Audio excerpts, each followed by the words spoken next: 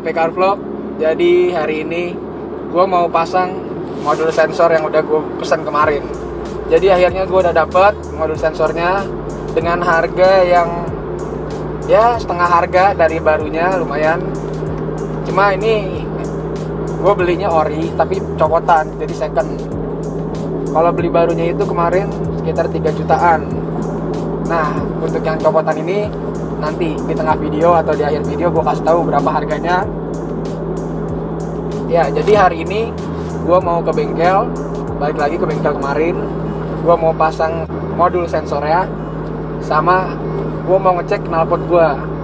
Jadi getaran knalpotnya itu agak kenceng karena karet-karetnya itu, karet bracket knalpotnya itu udah agak lemes. Jadi kayak udah lemah lah gitu karetnya. Karena faktor udah lama juga, dan mobil gue ini kan cukup pendek, jadi kalau ada polisi tidur tuh sering kena knalpotnya. Jadi bikin si karetnya lebih cepat lemesnya, gara-gara kan bekerja terus tuh karetnya buat kena getaran-getaran gitu. Jadi yaudah, langsung aja nanti pas udah bengkel gue videoin sama pas proses cek dan ganti karet si knalpotnya itu. Langsung aja pas di bengkel, guys.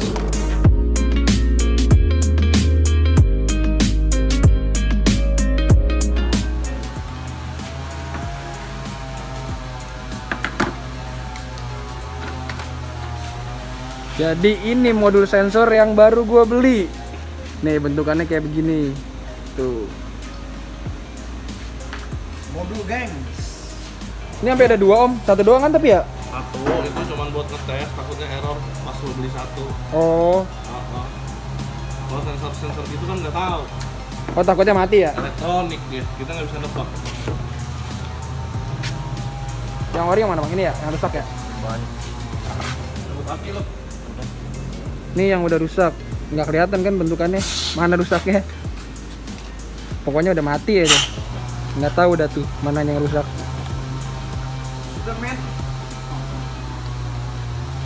Kayak gini bentukannya. Nih masangnya sebelah sini tuh.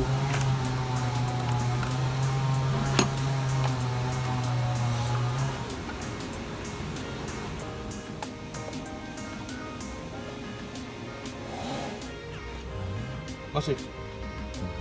Udah, ya udah kontak. Oh, udah nggak ada. Belum nyambung artinya.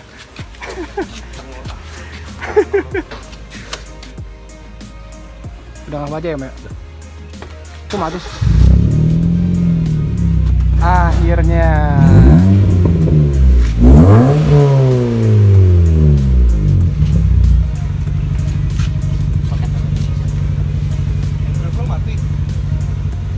Kan dicolok pakai OBD-nya itu, Om.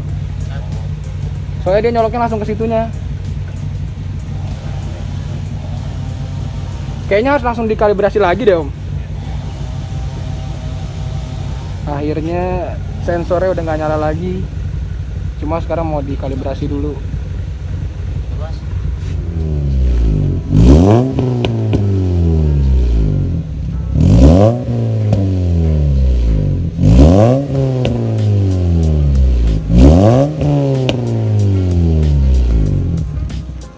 Nah, jadi sekarang nih mau proses ganti karet-karet si knalpot yang tadi. Mau di jack stand dulu. Jadi kalau ganti-ganti karet knalpotnya itu, buat bracket-bracket knalpotnya itu nggak perlu sampai ke cek yang kolong gitu, dibuat di dongkrak. Ini juga udah bisa. Cuma karena mobil gua mau ngecek takut ada yang bocor, jadi nanti setelah dari sini langsung mobilnya dimasukin ke samping. Nah, ke samping sebelah sana tuh. Cuma karena masih ada mobil, jadi gue harus nunggu dulu. Sementara buat ganti si karet-karetnya ini dikerjain di sini dulu. Nanti setelah ganti karet-karet, baru dikerjain di sana buat ngecek apa ada yang bocor atau enggak. Kalau ada yang bocor, baru dibenerin di sana. Karena di sini kan nggak mungkin kan buat benerin bocor-bocor di daerah sini. Harus ada orang yang ngolong dulu. Ada yang patah? Ada nih. Mana? Mana? Mananya? Ini. Oh, pegangan situ ya? Iya, ini nih patah. Oh, kayaknya gara-gara mentok ya?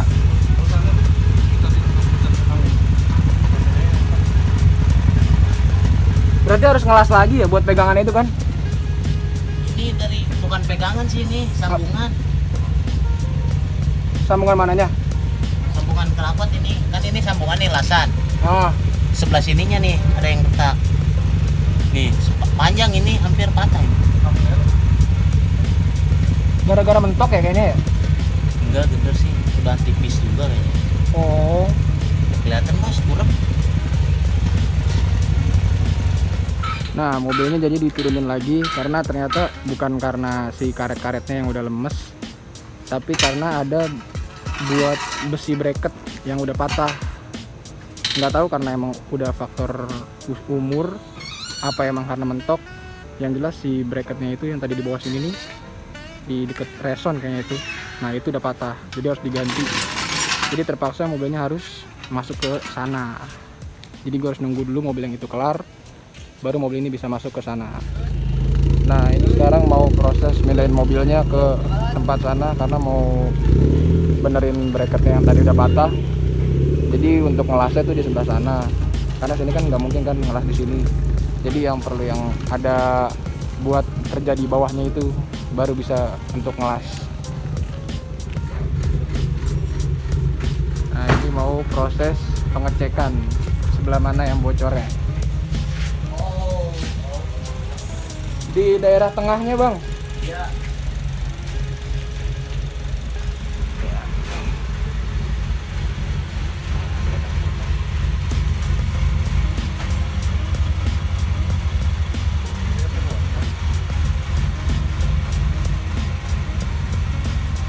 Kalau bracket yang patahnya sebelum reson ada kelihatan kan bang? Ya. Sebelum reson.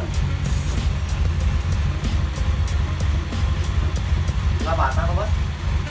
Enggak patah.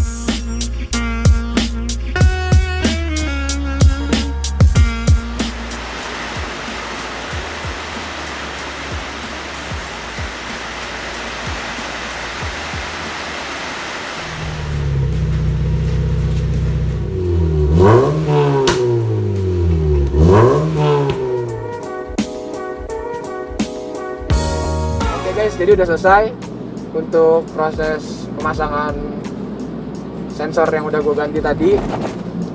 Nah sensornya bentuknya kayak gini nih, bentuknya kayak gini guys, kelihatan nggak? Nih kayak gini bentuknya sensornya. Ini bentuknya kayak gini. Jadi ini sensor gue beli copotan, harganya itu 1.350.000 harganya. Ini udah diganti, ini yang rusak, sensor yang udah rusak. Nah tadi kalian udah lihat di videonya proses pemasangan sensornya. Oh ya, sebelumnya gue ucapin maaf kalau emang video ini penjelasannya kurang detail. Berhubung tadi hujan, jadi gue nggak bisa ngejelasin detail banget pas proses knalpot. Tadi tuh pas gue mulai bongkar knalpot, tuh hujan deras banget. Jadi gue nggak bisa ngejelasin secara detail pas pemasangan si knalpot tadi. Nah makanya itu paling gue jelasin langsung di sini aja. Jadi masalah intinya tuh apa aja. Soalnya tadi kan di video itu masih nebak-nebak tuh, entah dari bracket ada yang patah atau packing udah jelek atau apapun itu. Nah jadi masalahnya itu di packing front pipe gue udah jelek ya, mungkin karena udah lama juga. Itu udah diganti packingnya. Sama di bagian yang tadi di video itu yang dibilang patah. Nah maksudnya itu bukan patah, jadi pipanya itu udah retak. Kalau misalkan nggak dibenerin, si pipa itu bisa patah. Makanya tadi dibilangnya patah, sebenarnya bukan patah. Pipanya itu retak dan kalau nggak dibenerin bisa patah. Nah kalau kalian ada yang bingung kenapa bisa retak kayak gitu, alasannya itu karena mobil gue pendek.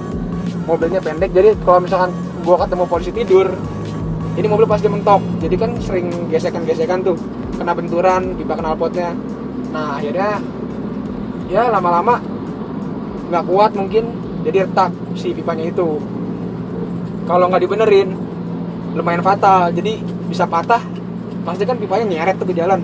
Ya syukur-syukur tadi udah ketemu masalahnya, pipanya patah sama packingnya ada yang udah jelek. Dan ini gue rasain di jalan suara-suaranya atau suara getaran gitu udah nggak ada. Jadi ya overall udah aman mobilnya sekarang. Sensor juga udah nggak nyala. Ya alhamdulillah udah selesai masalahnya. Mungkin segitu dulu video dari gua. Mohon maaf kalau masih banyak kekurangan di video kali ini karena yang tadi gue bilang hujan dan susah juga gue kalau mau ngejelasin secara detail.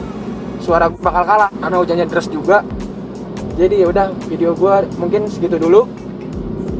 Jangan lupa di like, comment sama di subscribe. Bye.